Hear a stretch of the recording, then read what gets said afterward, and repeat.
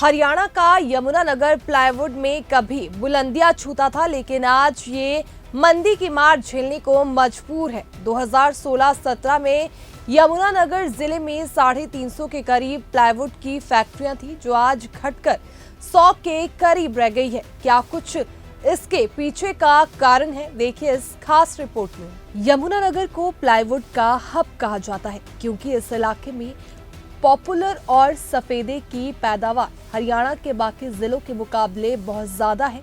यही वजह है कि दूर दराज से आए उद्योगपतियों ने यमुनानगर को चुना और यहां पर प्लाईवुड फैक्ट्रियां खोली।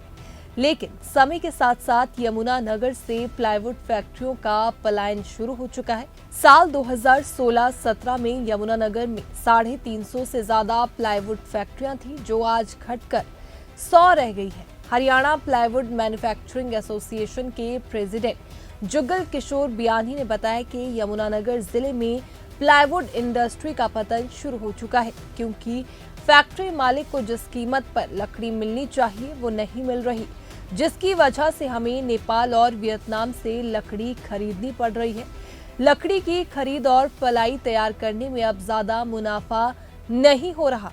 यही वजह है कि आज के दौर में यमुनानगर में 100 ही फैक्ट्रियां चल रही है।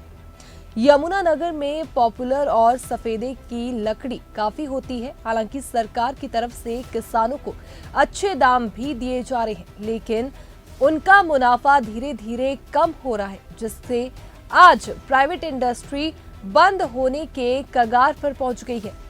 जीएसटी काउंसलिंग से मांग की गई है कि जो 18% जीएसटी लगाई जा रही है उसे घटाकर 5% की जाए, ताकि उन्हें दूसरे देशों से लकड़ी की खरीद ना करनी पड़े और यहीं पर ही लकड़ी से मुनाफा कमा सके।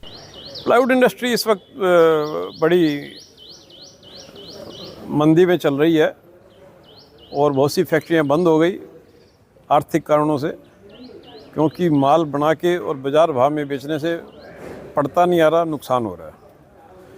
हमारे यहाँ करीब 350 फैक्ट्रियाँ थी आज से 5-6 साल पहले, और अब मेरे हिसाब से कम 100 से 125 फैक्ट्रियाँ बंद हो चुकी है, और जो 250 या 250 चल रही है उनकी औसत प्रोडक्शन सामान्य से आधी है।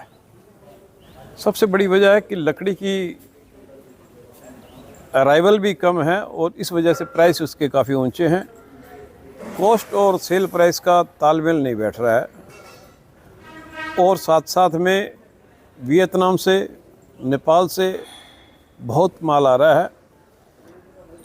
उनको वहाँ लकड़ी बड़ी सस्ती रेट में मिलती है। मसलन अगर वियतनाम से कोई माल बॉम्बे आए या चेन्नई आए तो भाड़ा भी ज़्यादा नहीं है, उनको सी एरिया पे पहुँच जाता है वो, और वहाँ सफ़ेदे की कॉस्ट कम है, लेबर की कॉस्ट भी कम है वहाँ पे हमारे यहाँ से।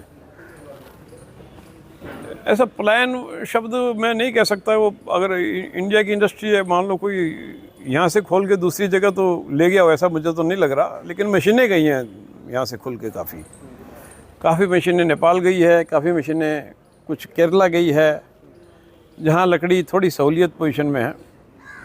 जहाँ से लकड़ी आती है उस जगह पे मशीनें पहुँच गई है कुछ, तो करीब 150-200 रुपये क्विंटल का फ़र्क है वहाँ भावों का।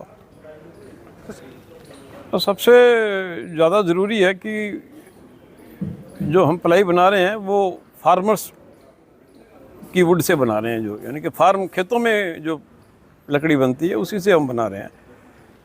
तो खेतों में की गई उपज का इस्तेमाल पे 18% टैक्स है प्लाईवुड पे, वो बहुत ही ज़्यादा है। जो और स्लैब है 12 और 5 की भी है स्लैब, तो ये इसमें हमारे प्लाईवुड के अंदर कम से कम 50 से 55% लकड़ी का ही योगदान है। तो इसको 5% पे ही होना चाहिए, ताकि ज़्यादा से ज़्यादा लोग किसान इसको उगाए, ज़्यादा से ज़्यादा ये बने, लोगों को रोज़गार मिले और धरती पे ग्रीन कवर भी मिले। जितने ज़्यादा पेड़ होंगे किसी भी वक्त में हरियाली रहेगी धरती पे। दूसरा हमारा कहना है कि पॉपुलर और सफ़ेदा पर भी 18% जीएसटी है, तो किसान इधर से उधर जो माल भेजता है उसे रास्ते में बड़ी कठिनाइयाँ आती है। उसे जीएसटी वाले रोकते हैं, अभी कहाँ जा रहा है, क्या है, बिल कहाँ है। अब किसान कहाँ से बिल लाएगा? वो इधर उधर से बंदोबस्त करता है ठेकेदारों से, उसे कहीं ना कहीं पैसे जा रहे हैं उसके। फिर उन बिलों का भी भरोसा नहीं, वो कैसे आते हैं कैसे नहीं, इनपुट के भी बड़े डिस्प्यूट खड़े होते हैं। सरकार को इस बात पे, जीएसटी काउंसिल को खास करके मैं कह रहा हूँ, इसमें स्टेट गवर्नमेंट का कोई ज़्यादा रोल है नहीं, तो उनको इस चीज़ों पे ध्यान दे के लकड़ी के जो टैक्स है उसको तो रिवर्स चार्ज पे कर देना चाहिए, यानी कि ये टैक्स आरसीएम बेसिस पे खरीदार भरे। और प्लाईवुड का स्लैब जो है 18 से 5 डिज़र्व करता है और काफ़ी साल हो गए हैं। अब सरकार को काफ़ी जीएसटी भी खूब आ रहा है, सरकार ये कर सकती है चाहे तो।